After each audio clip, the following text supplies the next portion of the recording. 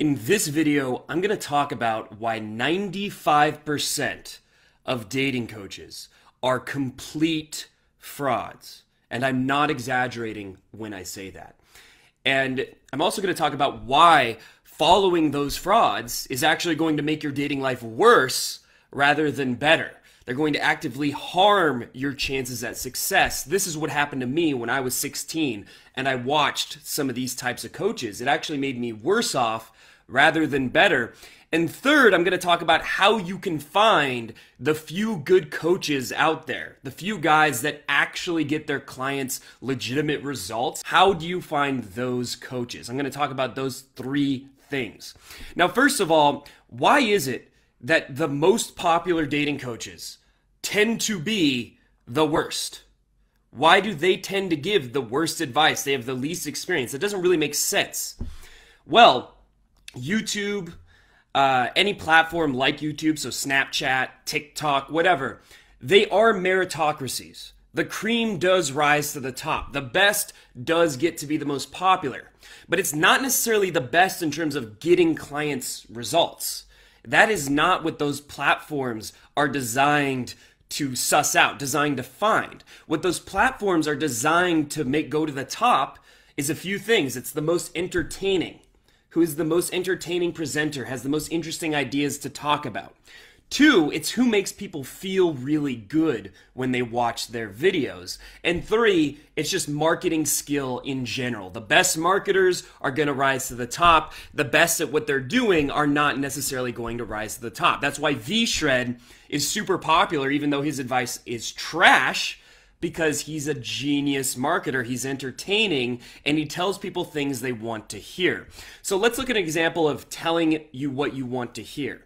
Look at the black pill community. The black pill is spreading like wildfire. More and more people are watching those videos. Is it because they have proof of results or proof of changing people's lives or, they make the most compelling arguments? No. It's because it's easy to say yes to those videos. It's easy to say, yes, it is not my fault. It's not my fault that I'm not getting women. It's society's fault. It's women's fault. I am a victim. It is easy to agree with that narrative. And a narrative that brings you comfort is very attractive. It's very appealing. And so any channel that tells you, like my channel, I tell you, you need to approach, you need to risk rejection, you need to improve yourself, you need to get out of your comfort zone. All of those things, there's a part of you that's like, yeah, I do want to do that. But all of society is teaching us to be drawn towards comfort, to be lazy, to be a victim. That is the narrative that is everywhere. That's what we're surrounded by. And so when that is, and also our nature is attracted to, human nature is attracted to comfort. It's attracted to simple solutions that bring us comfort, not complex solutions that require a lot of action. We prefer to conserve energy. This is something you can look up in books about psychology. But because of that, the dating coaches that tell you how to get girls to approach you, this is something you'll see on channels like Alpha M, how to get girls to approach you. Well, you can't disprove that theory, but it makes you feel good to agree with it. That's the biggest sign that someone is a fraud. They give you theories that you can't disprove, but it feels good to believe in them. Whenever a channel gives really good advice, they're going to give you steps to take. Like a fitness channel is going to give you workouts. They're going to give you a meal plan. They're going to give you a lot of steps, a lot of action that you can take. They're going to give you mindsets. They're going to challenge you. They're going to tell you to get out of your comfort zone. But it's much harder to make that rise in something like YouTube. Because when people watch YouTube, what state are they in? Are they in a motivated, I want to crush it kind of state? Or are they in a derp state, a zombie state? For the most part, it's the latter. Most people on YouTube want to be entertained. They want to be in a vegetable kind of like just receiving, or like a Homer Simpson kind of state. And that's why the most popular dating coaches are always going to be the ones that resonate with that state and the ones that make you feel good for having listened to them. And that's one of the biggest principles in marketing is you want to make people feel like the solution is going to be easy, like they don't have to work, like you're taking a load off of their back. And to do that, you don't give them the best solution. You give them hacks, you give them tricks, you give them magic pills. And the more you do that, and the big channels are great at doing that. That's what TripAdvice does. That's what Alpha M does. That's what all the channels with like 500,000 plus subscribers almost all fall into that bucket. And I'm not even saying all their advice is wrong. Some of their advice is good. But the red flag to look for is, do they challenge you to take action? Do they ever make a video telling you to go approach a certain amount of women per week? Do they tell you to swipe on a certain amount of girls on Tinder, to go get better pictures, to do things that are hard, do things that get you out of your comfort zone? Do they do that? And if the answer is rarely or never, that is the sign that the coach is a fraud. That is one of the biggest signs. Now, the more entertaining you are, that's also one of the biggest aspects of being a successful dating coach. It's just making entertaining, clickbaity content. And that content is not necessarily the most valuable for you, but entertainment is what spreads, right? That's what you want to see when you're in a derp state. The coaches who are thinking, I want to help people change their lives. I want to get people dates. I want to get people to be more attractive. The coaches who focus on that are not thinking about how to be entertaining, because that's not the most important thing when it comes to their message. Now, there are a few exceptions, and that's something I want to get better at doing myself, because if you are more entertaining and you have good advice, that's how you get more people to want to watch your advice, because it's entertaining, it's interesting. You know, if you make videos that are like bro science life, but then you have a good book, well, people are more likely to find the book when you're hilarious. Like, that guy's, you know, he's fucking hilarious. That is the route that is the most effective. But in general, the people who are best at being entertaining are people who understand marketing. And people who understand marketing are not necessarily focused on changing people's lives. They're focused primarily on making a lot of money. And that's the problem. So the people who are marketers and the people who are genuine coaches tend not to be the same people. People who are marketers, their focus is, how do I build my brand? How do I get as many people to buy my product as possible? And they focus on getting better and better and better at that. And as they do, they rise to the top, even though their advice doesn't change anyone's lives. And how do you determine which category someone belongs to? There's two big signs that you should always be aware of. One is, do they have receipts? Do they have proof, or at least strong evidence, that they get the results they promise that they can get you? Do they have hidden camera infield footage? Do they have pictures with attractive women where it looks like it's a romantic context? Do they have some kind of evidence that they're walking the walk and not just talking the talk? And if they have zero evidence, let's say, what's an example? Like Coach Corey Wayne. In fact, most of the red pill coaches, not all of them, but most of them, have no evidence whatsoever that they've ever been with an attractive woman. And yet they're telling you, here's the red pill truth about hot girls, even though you have no reason to think they get hot girls. That is a big red flag. That is a huge red flag that you probably shouldn't take their advice seriously. If you were following someone who's a personal trainer and they only did audio, and you're like, yeah, that's good advice, that makes a lot of sense, but then they did a reveal, they show themselves, and they are fat, they are just absolutely overweight, are you going to take them seriously? No. And if they were only showing audio, wouldn't you be a little bit suspicious? For some reason, they're hiding the video, they're hiding the proof.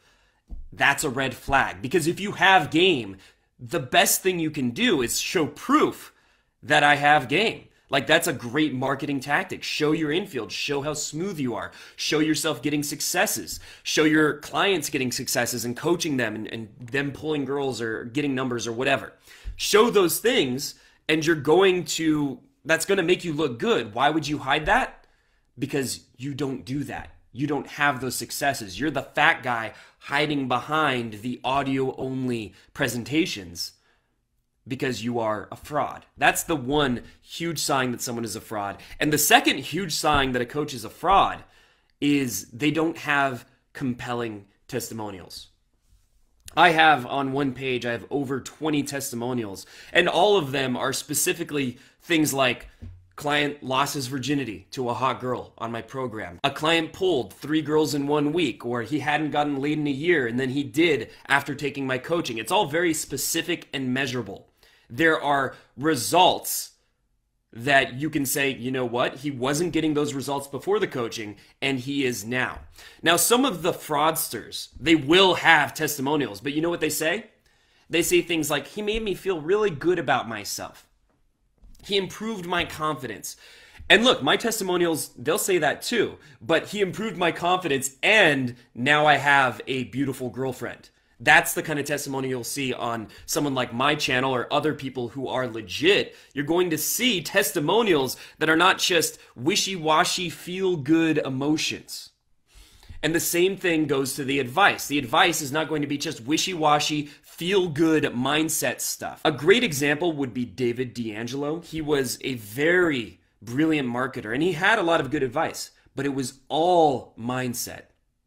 It was 100% how to feel confident about yourself, how to feel like you are an alpha male. I think one of his courses was how to be an alpha male that naturally attracts women. And I watched that course. And I loved that course. But you know what that course never did? It never gave me specific action steps that could either lead to progress or failure. There was never a point where I could say, you know what? I tried his advice and it didn't work, or it did work. Because it was just my mindset. It was just beliefs. And don't get me wrong, mindset is important. That is something that any coach should be talking about. But mindset is only valuable if it's equally met with practical advice. If a coach gives you advice that forces you to, say, approach 5 women per week and ask them on dates, then you might get 5 rejections, but then you are still doing something that can lead to a success or it can lead to a failure. And that's the difference. Is the coach you're watching putting you in scenarios where you can either make progress or you can either say, you know what, that didn't work? Where you can get a yes or you can get a no. And if they're not doing that, they are probably a fraud. This video is something that's really important to think about. Really pay attention to whether the coaches that you're watching, do they have receipts? And by the way, just having infield, that's a good sign. But what if the infield is crappy? If the girl looks uncomfortable, she probably is uncomfortable. If the girl looks like she's giving him a number that's going to flake, it probably is a number that's going to flake. Is she making strong eye contact with the coach? Is she laughing? Is she enjoying herself? Or does she seem like kind of like the guy's too pushy? That's important to be aware of as well. So having receipts is one of the big things that you need to look out for. And the other big thing you need to look out for are good testimonials. Look through their website, look through their channel. Do they have testimonials where clients are able to specify what successes they had as a result of watching the coach's content or taking their program or whatever it is? Do they have that? And it's important to realize YouTube does not have a way to say, this coach, his game is really good. He gets clients really good results. It cannot determine that. What it can determine is who is entertaining, who makes good titles, who makes good thumbnails, who makes people feel good and want to watch more of their content.